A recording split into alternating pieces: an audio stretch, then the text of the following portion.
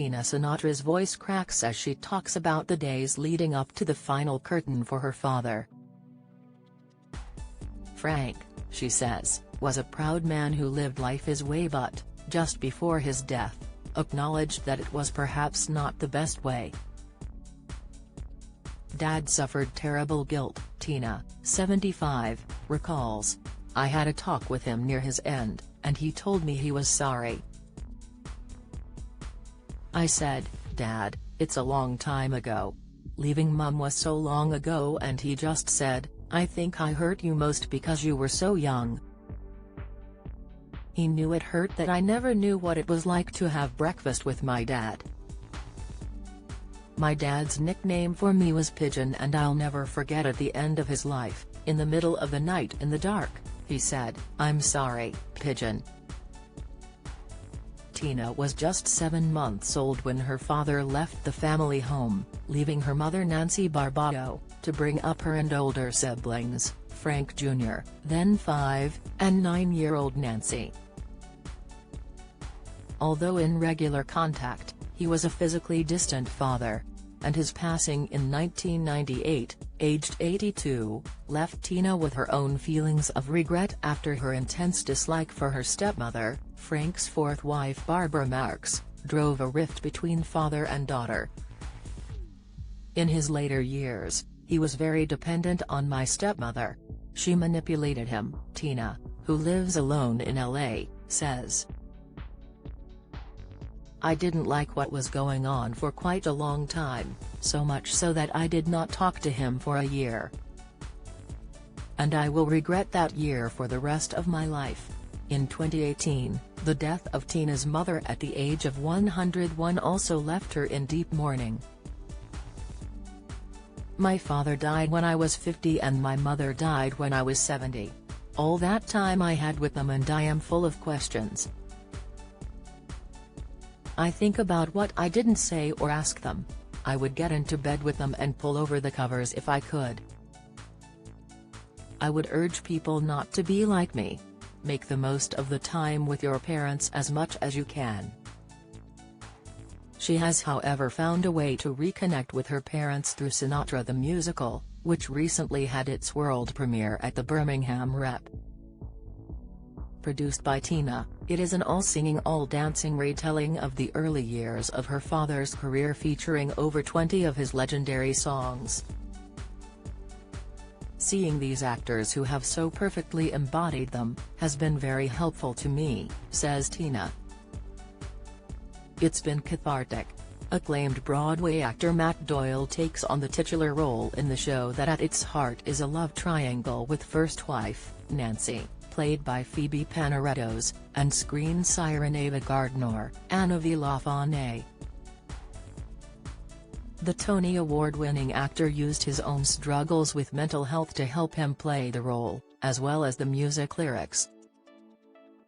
Matt says, his ability to communicate a song is what made him stand out. On top of his voice, he made you really feel the lyrics of a song, which is why he was such a brilliant actor.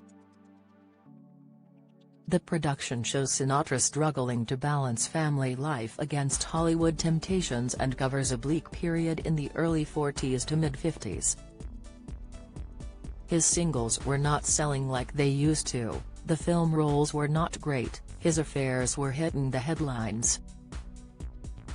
Frank had flings with Lana Turner, Judy Garland, and Marlene Dietrich before falling in love with Ava Gardner while still married to Nancy. But the volatile relationship with Ava coupled with his career downturn caused Frank, who called himself an 18-carat depressive, to contemplate suicide. My father was a very emotional, gentle man who felt things deeply. He always needed to fill his life with people. He hated being alone, Tina recalls. Dad said he didn't need to write a biography because he left behind the songs. My Way is a clear autobiographical contender, and so too is That's Life, which Matt performs as suicidal Frank. After riding high one moment and being shot down as a washed-up has been the next, his turbulent relationship with Ava also hit rock bottom. The women in her father's life were crucial to his well-being and wielded great influence, which is why Tina says she needed a female director for the musical in Kathleen Marshall. "I wanted a female as I felt a woman's sensibilities would absolutely relate him to women and to men," Tina explains. The key women in Frank's life, his wife Nancy, his mother Dolly and Ava, were all a huge influence. Second wife Ava was instrumental in Frank's comeback, which has been dubbed the biggest in showbiz history. The production gives a nod to Frank's known mobster connections, but it was Ava, not a bloody horse head in his bed, that persuaded studio boss Harry Cohn to cast him in 1953 film From Here to Eternity, says Tina. Frank went on to win a Best Supporting Actor Oscar for the 1953 movie, but there was no happy ever after with Ava. The couple divorced in 1957. However, they remained friends until Ava's death in 1990, aged 67. Tina has only fond memories of other woman Ava. "We could not go see her until after they married.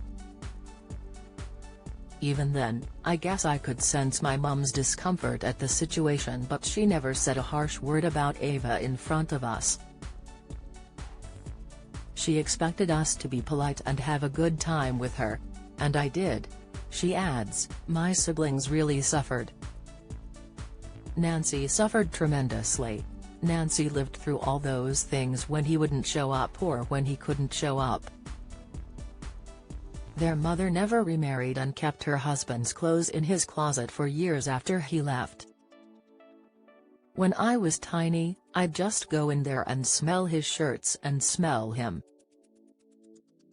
Frank Jr., who died in 2016, and Nancy, 83, both pursued singing careers, while Tina became a producer and took over managing the family estate.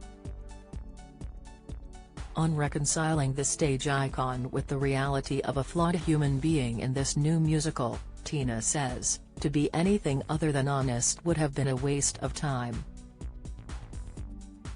Nancy hasn't watched the show yet, but she's very supportive. "Growing up as the offspring of Hollywood royalty did come with exciting Rat Pack perks. My dad was there for us when he could be. I went to school with Dean Martin's daughter Deanna, and for our concerts, our dads would always show up together to watch us. That was thrilling." Tina also remembers nights around the piano with Nat King Cole, visits to Judy Garland's home and being friends with Judy's daughter Liza Minnelli. Tina met Marilyn Monroe several times as a child. Marilyn was always barefoot with no makeup. She did not walk around like you saw her on film. She was sweet, soft. My dad really cared for Marilyn. I'm unsure if it was a romantic relationship, but they were good friends.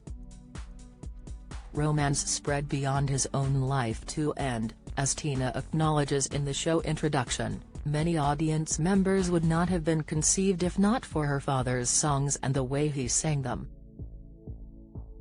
The music, more than anything else, was his life's passion. Sinatra the musical is on at the Birmingham Rep until October 28.